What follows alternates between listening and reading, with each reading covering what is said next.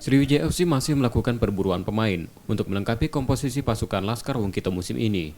Komposisi saat ini masih sementara karena hanya diisi 15 pemain yang didominasi 10 pemain lama yang dipertahankan seperti Dani Irawan, Rudiana, Hari Habrian, Rudi Nurdian Rajak, dan Amrizal.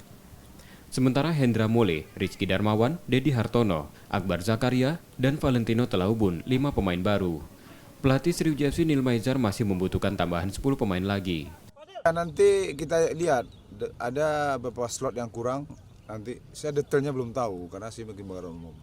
Tapi ya Valentino datang, Obed datang, si Dedi datang, kan ada dapat gambaran pemain kan di kanan, di kiri kan kita butuh 22, tengah 22, depan pokoknya 22. Sehingga pemain itu ada 22.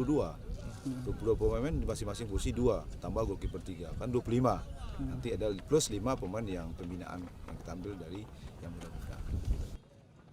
Neil Maizar nantinya akan mengisi setiap posisi dengan 2 pemain. Nur Muhammad, Kompas TV, Palembang.